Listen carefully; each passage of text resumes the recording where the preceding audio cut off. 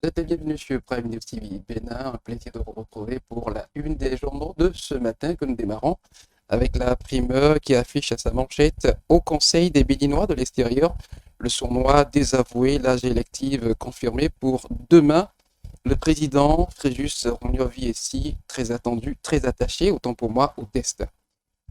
Après l'UDBN et le PRD, Mouel Bénin nage dans quelle eau? C'est une question qui est placardée à la une du quotidien La Primeur. Le quotidien L'Observateur a titre à sa une projet d'union UP-PRD reçoit l'adhésion de la section PRD de la diaspora. La nouvelle donne politique UP-PRD envoie un coup d'accélérateur au système partisan très cher au président Patrice Talon, rassure Dr Rodrigue Apadji. Une autre information, justice et législation au Bénin, la seconde phase de rélecture du code de procédure pénale a démarré. Le pays émergent à présent, agitation politique en vue des législatives de janvier 2023. Le parti Mouel Bénin en perte de vitesse dans la 18e circonscription électorale pour son combat pour l'épanouissement de la jeunesse. Le jeune leader politique du BR, Kazemi Kanakin, parmi les personnes les plus influentes de l'année. Poursuivons avec le grand quotidien recensement administratif des Béninois de l'étranger. Le RAVIP a démarré au Sénégal et en Guinée équatoriale. Bénin, éducation, des bourses étrangères pour les 10 meilleures séries des séries C et D.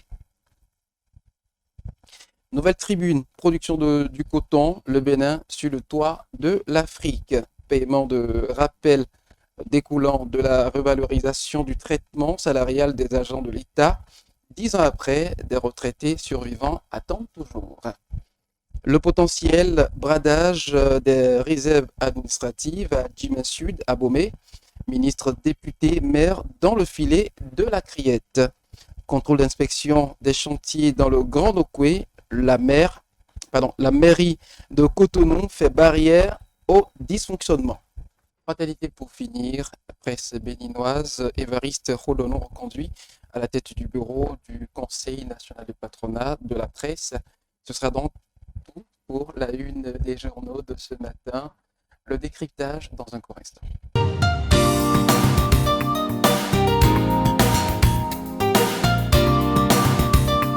Bonjour, bienvenue si vous nous rejoignez pour le décryptage de ce jour. Nous recevons le directeur de publication du quotidien Fraternité, Monsieur Adrien Tchoumakou. Bonjour. Bonjour Anissé, bonjour chers téléspectateurs. C'est un plaisir de vous recevoir ici sur le plateau de Prime News TV Bénin. Plaisir partagé. Alors nous allons débattre très rapidement de trois sujets ce matin. Le premier va se consacrer justement au Conseil des Béninois de l'extérieur, le sournois désavoué, l'âge élective confirmé pour demain. Le président Fréjus Rognoni-Essi très attaché au test.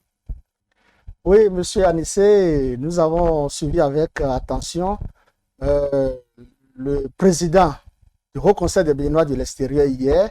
Et ce que j'ai dit, c'est quoi? C'est que d'abord, contrairement à ce que beaucoup pensent, le Haut Conseil des Béninois de l'extérieur n'est pas un monstre du texte.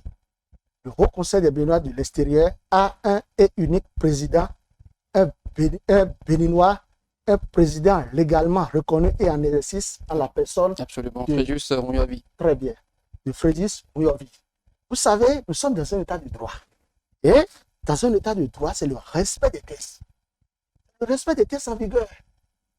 Quand tu es béninois et tu ne peux pas faire la fierté de ton pays à l'étranger, il vaut mieux rester au pays. Ou bien de ne même pas avoir nous notre nationalité. C'est le respect des textes. Le Bénin est un pays démocratique. Et c'est le respect des textes. Et c'est parce que le président Patrice Talon œuvre pour le respect des textes, parce qu'il tient au respect des textes dans notre pays que beaucoup ne le portent pas. Que les gens estiment qu'il en fait de trop, qu'il est en train de leur sagacité, qu'il est en train de dire ci, qu'il est en train de dire ça. Nous devons respecter les textes. Au Haut Conseil des Béninois de l'extérieur, nous avons un et unique président en la personne de Rognoni.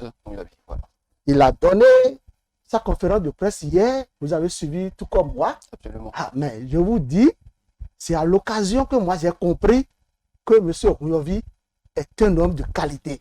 Très attaché au test. Il est très attaché au test. Il est un homme de valeur. Je pense que ceux-là qui s'agitent, ceux-là qui pensent qu'ils peuvent le décourager, qui peuvent mettre de côté les tests, ceux-là se trompent. Il vaut mieux qu'ils reviennent à la maison. Il vaut mieux qu'ils viennent s'associer à l'équipe de Rouyovi pour que le Haut Conseil des Béninois de l'extérieur rayonne davantage à l'étranger. C'est ça qu'il est question. On va rester à la diaspora toujours, mais cette fois-ci sans changer de sujet, autant pour moi. La section oui, la section PRD de la diaspora qui salue l'union UP-PRD. Est-ce que, bon, on peut se dire que voilà, donc la section PRD de la diaspora attendait cette décision du président Mbedi depuis fort longtemps. Est-ce à dire qu'il y a eu un retard avant une prise de décision? Bon, vous savez, c'est vrai, et on a suivi la session de la diaspora qui salue le ralliement, qui salue la fusion qui est en cours, qui est annoncée à grand renfort médiatique. Je vais parler de la fusion UP-PRD. Ouais. C'est vrai, d'aucuns peuvent croire, ils peuvent penser que c'est venu un peu tardivement, mais moi je pense, j'estime que c'est venu au moment opportun. Il est temps, l'heure a sonné pour que le PRD, qui aujourd'hui dans notre pays est le 4e grand parti politique, se fusionne avec la première force politique qu'est l'UP. Une décision salutaire? C'est une décision salutaire d'abord, mais elle est très bien salutaire la décision, mais c'est une décision aussi à haut risque. D'abord, c'est une forte chance que l'UP est en train d'offrir au PRD. C'est une leçon que les deux formations politiques sont en train de donner à d'autres formations politiques, à la classe politique en général et surtout aux partis politiques de l'opposition.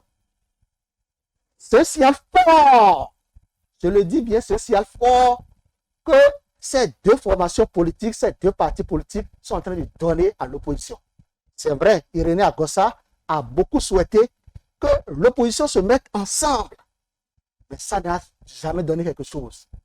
Si l'UP aujourd'hui, première force politique, estime qu'il est temps qu'il ait à ses côtés le PRD, c'est pour devenir plus fort.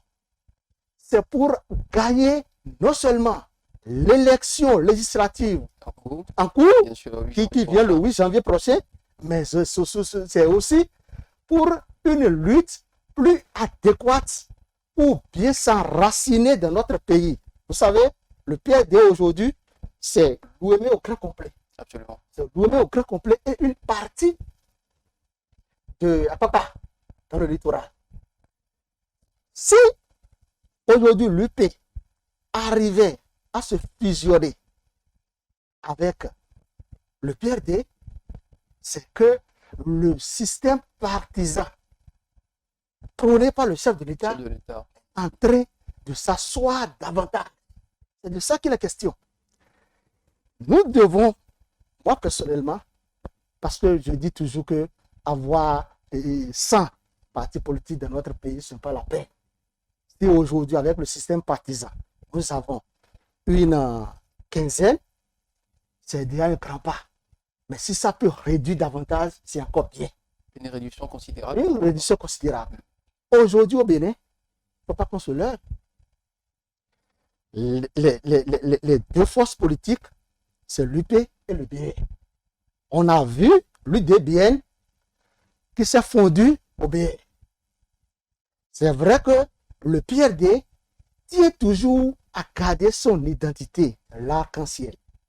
Oui, mais je pense que si les négociations peuvent évoluer et que au plus grand tard, à la fin de ce mois, nous ayons un parti politique qui regroupe l'UP, le PRD, je pense que ce serait très salutaire. Le tout dernier sujet de ce jour, dans le parler du prix Indépendance médiatique 2022, puis rendre hommage à un grand homme qui est président directeur général de DCC Communication.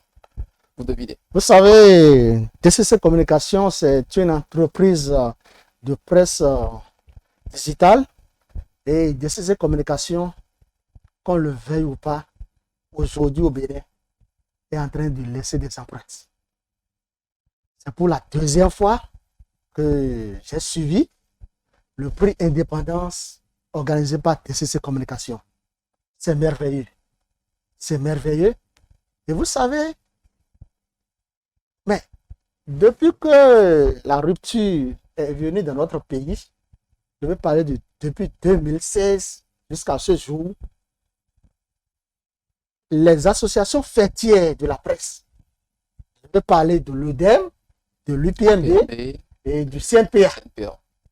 Ces associations n'ont pas pu organiser des prix, des journées ou, comment on appelle, ces associations n'ont pas pu organiser jusqu'à ce jour la nuit de l'indépendance ou des événements pour pouvoir encourager les professionnels des médias, pouvoir féliciter, pouvoir offrir des prix aux professionnels des médias.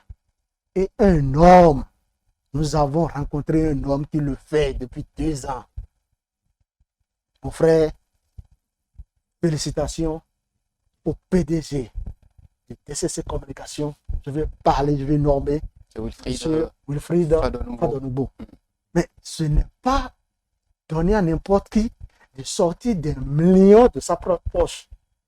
Ce que moi j'ai vu là, regardez les prix. Les prix, c'est des ordinateurs. Qui ont été commandés de l'extérieur. On a envoyé beaucoup de choses. Il a beaucoup investi, il faut le reconnaître. Le concours a été très bien organisé, avec une transparence totale.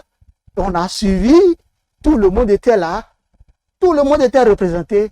C'est l'occasion pour moi de féliciter le PDG de DCC Communication qui ne ménage aucun effort pour encourager la presse. Si aujourd'hui, les fêtiers, les associations professionnelles des médias du Bénin ont des problèmes, même pour payer le loyer, pas le loyer chez eux-mêmes, des journalistes là où ils vivent, mais le loyer de l'association. Je donne un exemple, je ne vais rien vous cacher, ce n'est pas que je suis en train de dire de n'importe quoi.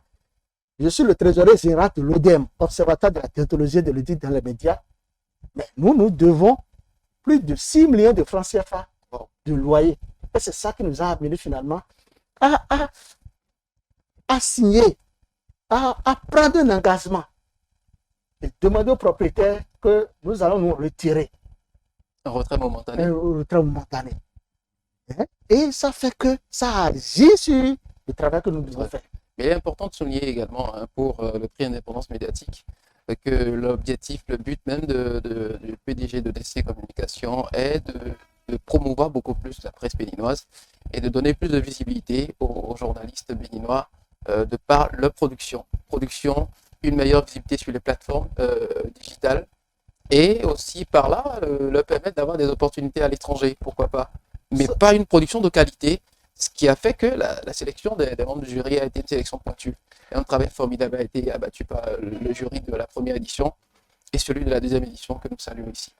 Ça porte déjà ses fruits. Laissez-moi vous dire que je suis dans un forum dans lequel se trouvent des Sénégalais.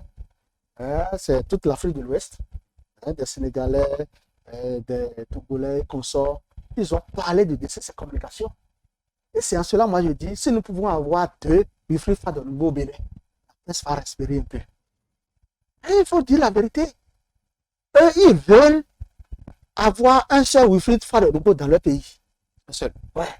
Nous l'avons déjà nous dit. l'avons dit. Et il a commencé le travail. On va prier que d'autres Wilfried Fadonugbo viennent au Bénin. C'est l'occasion pour moi de lui dire de ne pas baisser la garde.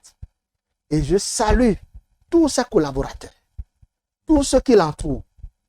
J'ai suivi hier que vous préparez déjà même le toilettage des tests pour l'organisation de l'élection prochaine. Ça veut dire quoi? Ça veut dire que la nuit de l'indépendance pour la presse de 2023 a commencé déjà. Non, La on commence à préparation a travailler commencé. ça. Mais ça, c'est de ça qu'il est question. C'est pourquoi je dis aux gens, ce qui est bon là, on ne l'achète pas au marché. Mais si tu es tranquille, ça va venir. Une fois encore, merci. Le bien ne fait pas de bruit, le bruit ne fait pas du bien. Mesdames et messieurs, le décryptage de ce jour prend fin sur les propos de notre invité, monsieur Adrien Tchoumakou, médiateur de publication du quotidien Fraternité. Restez des nôtres et à très vite sur la toile. Surtout, n'oubliez pas, l'information en continu sur Prime News TV, Bénin.bg.